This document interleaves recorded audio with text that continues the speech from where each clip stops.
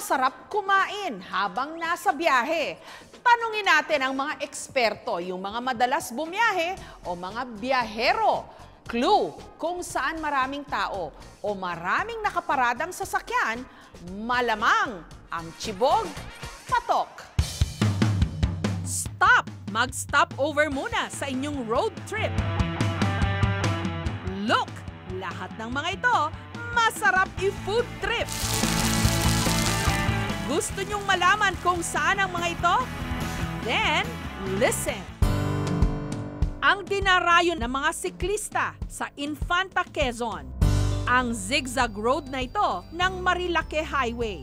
Bukod kasi sa magandang view, paboritong pit stop ng mga motorista ang kanilang organic na exotic food.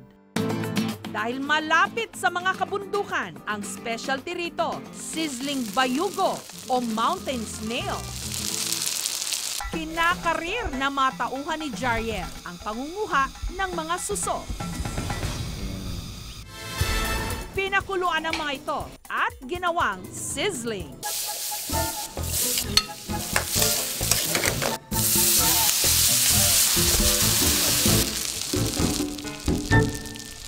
Pagkapusit po na balambalunan. Juicy rin po siya and spicy. Bago pa raw maging biker's food stop ang kanilang kainan, dati itong rest house na itinayo niya para sa kanyang ina. Yung mother ko kasi na-stroke. Sabi ko sa kanya, dahil mountaineer ako, ihahanap kita ng lugar na pwede kang mapahinga, yung tahimik, malamig, para makarecover siya. Ito yung best place para sa mother ko. Dito sa Compostela Valley, alas 4 ng hapon impunto, nagdadatingan ng mga turista. Ang dinarayo, ang malaking baso ng halo-halong ito. Ang kanilang ice cream at leche flan, homemade, sa halagang 45 pesos lang. Perfect sa mga turista at sa mga driver na gustong mapreskuhan. Gabi pa lang, inihahanda na ang espesyal na gatas na gagamitin sa halo-halo, toka-toka sa paggawa ng leche flan at ice cream.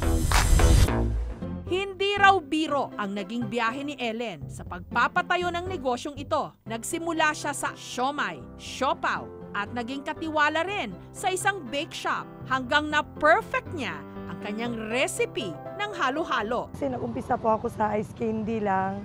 Tapos may nasarapan siya. Why not? Try mo ang halo-halo. Sa mga mapapadaan naman sa Bacoor, Cavite na naghahanap ng seafood, daan na sa floating restaurant na ito. Ang inyong kakainin, pwedeng kayo mismo ang bibingwit. Pero kapag gutom na, pwede ring mamili na lang sa kanilang menu. Ang hot sa kanilang list, inihaw na tuna belly at tuna panga. Heto ang trivia, hindi pala talaga kainan ang unang binalak sa lugar na ito, kundi isang eskwelahan. Pinlano namin to nung pinsang kong commander sa Navy. Pagkagawa namin ng plano, nilagay namin yung aming application sa DEX. During that time, nagkaroon ng maraming aksidente sa dagat. Kaya kinancel ng Department of Education yung aming application at baguhin daw ang curriculum.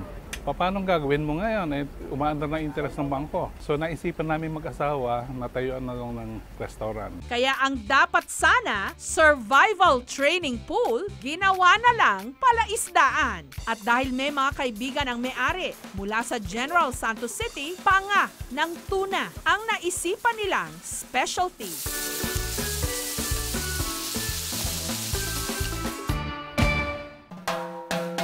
Malinamnam, malambot, at tamang-tama ang luto. Para naman sa mga thrill seeker na motorista, ito ang tsak na magpapainit sa inyong biyahe. Karaniwang stopover ng mga motorcycle rider sa Cainta, Rizal. Makikipagsabayan sa hot na panahon ang kanilang burger na literal na umaapoy sa anghang. Spicy burger made out of labuyo and basil. And of course, yung all meaty beefy na karne po namin sa Tug Burgers. Sobrang spicy po niya. Though hindi lang basta spicy, malasa rin siya. Ang may-ari ng burger stand na si Dong, isa ring motorcycle rider. Naisip ko po siya kasi mahilig po ako sa mga spicy food. Same time, yung iba naghahanap pa ng hot sauce para sa burger nila. Ito, hindi na nila kailangan ng hot sauce. sauce. May jalapeno pa siya and yung special na chili sauce kasama rin po siya.